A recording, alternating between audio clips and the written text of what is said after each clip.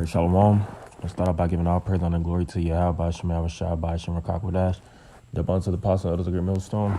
And Shalom to the Akim out the preaching the word in sincerity and truth. Yeah, I do want to do this lesson on Matthew 12 and 6. I was looking it up because we know this major conflict taking place, which is taking place in these different realms. You have Russia, America, you have China, you have Ukraine, North Korea, South Korea, these European nations, it's major conflicts within the Middle East, all these different nations are having tensions and fallouts, and we all know through the spirit and power of Yahweh Shemal Shah that all entails the end. This is the end. So all we have to do is stay grounded, stay rooted, stay in the spirit of Yahweh Shemal Shah, continue to push these lessons and wait for all hell to break loose, because the prophecy of Satan's kingdom being divided, is or the telltale sign, so to speak, the Lord said, and this, which I read it, and the good news is a good way of that they translated it. But it says, so if one group is fighting another in Satan's kingdom, this means that it is already divided into groups and will soon fall apart. Yeah, so, which I was saying in the spirit, it's saying that Satan's kingdom is divided into groups. Now, we know the fallacy of the cunningly devised fable that you have hell and you have, according to them, Satan has full precedent over the realm of hell. So if Satan is over hell, why would his kingdom be divided? That's talking about here. Esau has created and engineered a lie. There's a underworld where Satan rules, but when you rightfully divide the word of truth, you see that Satan, which Satan goes back to word shaitan, and that the word devil means deceiver. So Satan is an actual man. Now you have the spiritual demon Satan, like it tells you in Job, the first chapter, that goes soever on the planet Earth, tempting and testing. He's known as the tempter, but you also have this kingdom. Now the Lord was saying these things in a more so hidden, the word mysterion, which was that Matthew 13. Why do you speak to us in parables? He said, because it was given for you to know the mysteries of the kingdom of heaven, but to them it was not given. So he always spoke, and he gave buzzwords to give illustration unto his disciples and to men that were to come up in latter times to have this full understanding, to see. Because in the Roman Empire was being divided. All right. Even though it was many, kingdoms within the Roman Empire, it was still contentions within that empire. And eventually, it started to bottom out and dilapidated, all through the spirit and power of Yahweh Shemal Shah. Now this new Rome, the deadly one being healed, is falling just like old Rome plus more. It's and you had ancient Rome that it was lead poisoning. You had truthers, as the saying goes. You had a myriad of things that took place within that kingdom that crippled it. From its financial standard being dilapidated, which is the nearest, so it was a few things that started to, chisel away at that empire. So we're seeing these things take place now. So like I said, we just have to stay reserved, stay, this is a race of patience at this point, striving consistently, and allowing the spirit to take course, not pushing things outside of what the Lord has already told us to do. It said, wait ye upon the Lord. For my determination is to raise up the nations.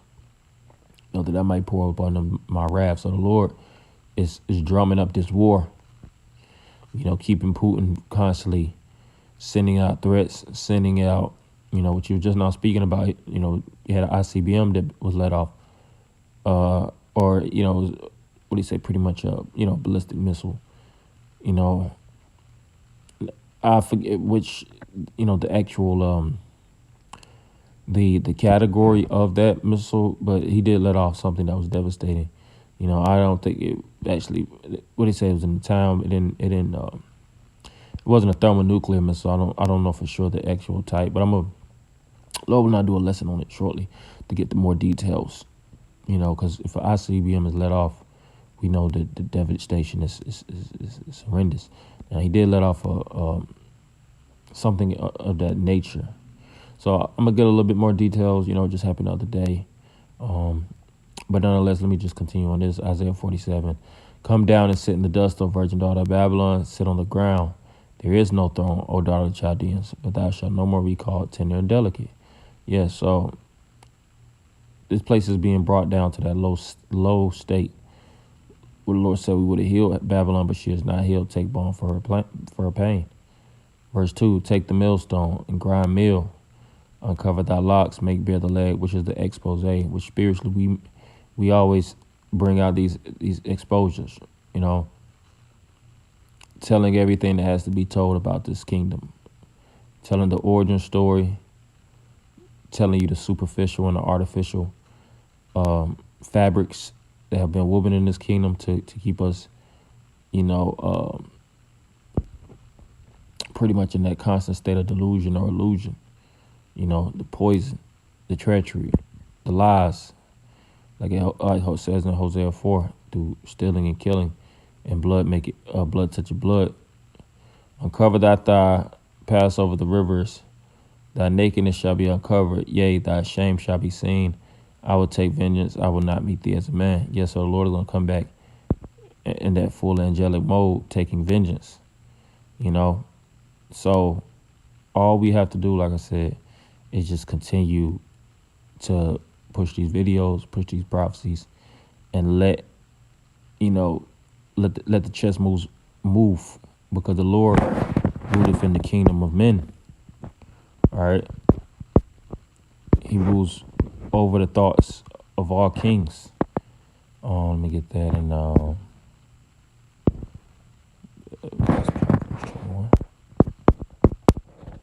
Proverbs 21 and 1. Yeah, Proverbs 21:1. The king's heart is in the hand of the Lord, as the river of water. He turneth it whatsoever he will. Yeah, and he's turning these nations against America. That's the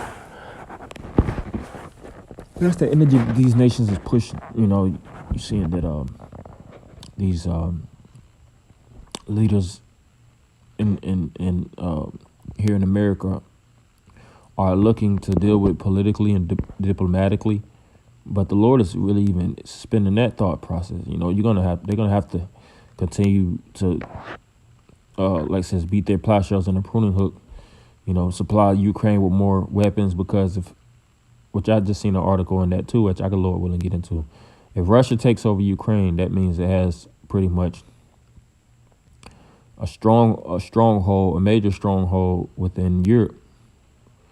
Eastern Europe, and they don't want that. They don't want Russia to be that close to their infrastructure, to their, to their kingdom as we know it, because Putin is not one to, tiptoe. He's stepping on shit. That's like the saying goes. He's stepping. So hey, we just gonna let the time, like I said, time take its course. I'll let the spirit roll and, always take a step back, when it comes to this, because this isn't a fight. The scriptures speak about how the servants will fight, you said, if this was my kingdom, then will my servants fight, but really this isn't the Lord's kingdom as of yet. Now we will fight. Scriptures will turn these fishers into hunters, but right now we're fishing. So all we have to do is gather. What do a fisher do? Just throw his rod, wait patiently, wait for a bite. Might be something that's not feasible. Throw it back, wait. That's all we're doing. You know, we don't have to take up arms and do all the stuff that Esau is doing. Esau got these naval ships and all these guns and being trafficked all throughout the world to fight this war. That's the Lord moving these hands. All right. So we just observe and we, speak as it is written, who have believed our report. So with that, I'm going to end it by giving all praise and glory unto Yahweh, Shema, Shabbat, Shema, Kakodash, Devon to the Apostle of the Great Millstone, Shalom, Akim.